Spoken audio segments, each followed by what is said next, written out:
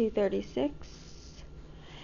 After that, all through the cheerless day, she hugged the dream close. Sometimes, driven by the restlessness, she would talk about Barbados to Mercy. Once, when I was quite small, she would say over the hum of the Blacksville, "My grandfather took me to see a great cave. You had to go to it when the tide was very low, and when a wave dashed across the rocks, it made a sort of curtain across the opening of the cave. But inside it was very calm and still, and the water on the floor was as clear as glass. Underneath the water there was a sort of garden made of colored rocks, and all over the roof of the cave there were queer hanging shapes, like those icicles outside the window, only pale green and orange and rose-colored. It was so beautiful, Mercy." Mercy would look across at Kit's wistful face and smile in understanding. "She knows," Kit thought. "When I tell them that my mind is made up, she will not try to keep me. She will be sorry, I think, but truly, won't they, all of them, be a little relieved?" In all honesty, she often argued, wouldn't she help the family most by leaving? Did the help she managed to give her aunt and uncle even ever begin to make up for their trouble, and for the inescapable fact that she was another person to feed and clothe?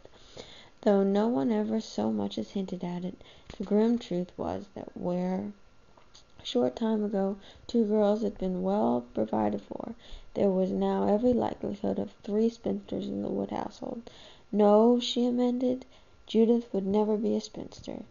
Kit had watched William's face in the meeting, and she knew that he was only biding his time, and Judith, in spite of her downcast eyes, was well aware of this. By every night of beauty and accomplishment, Judy belonged in the new house on Broad Street. In their secret hearts, all 3 of them, she and William and Judith, had really known that all along.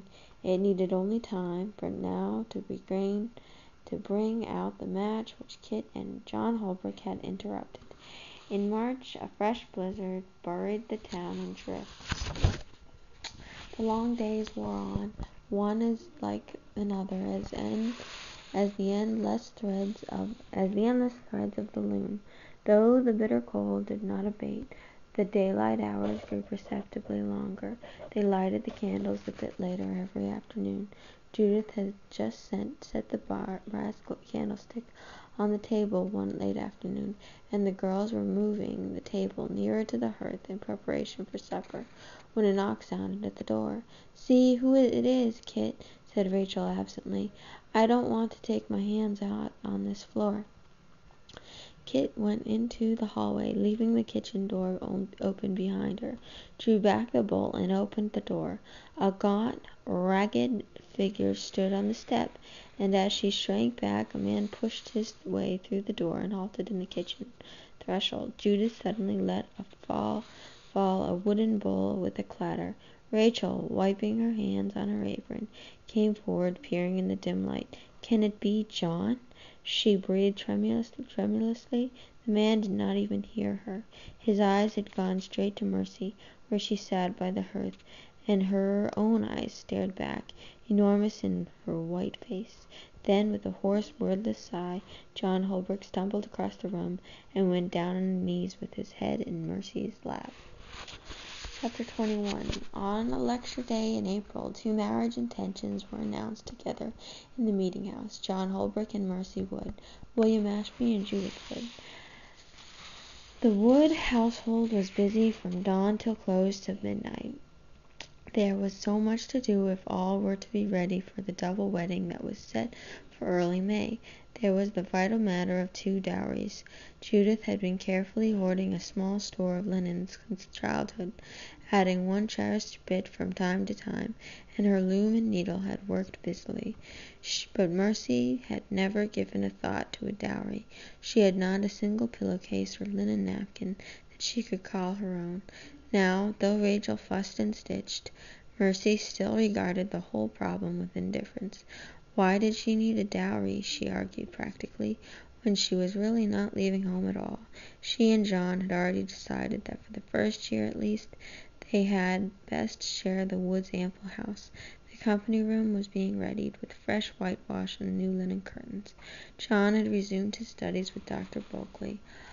All his uncertainty had disappeared, and his steady eye and voice plainly revealed the core strength that Kit had always sensed beneath his gentleness.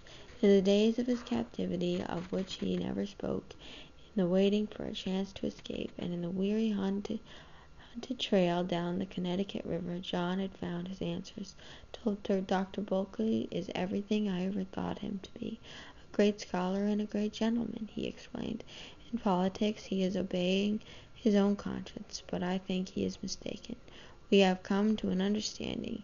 He will teach me theology and medicine, but I will think as I please. By June he would be ready to accept a call to one of the small parishes springing up to the south and west of Wethersfield. William's house on Broad Street was nearly finished.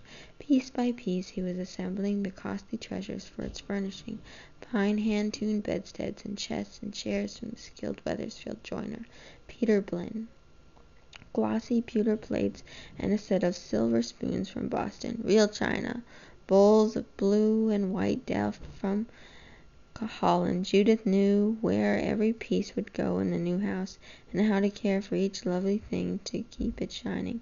She and William spent their evenings in happy planning, and their contentment was good to see. Kit had never found William so likable before. In the midst of all this preparation, Kit silently made her own plans. She was not to share them with anyone till every detail was carefully provided for. Her leaving would be a shock to them, she knew. That's the end of page 240.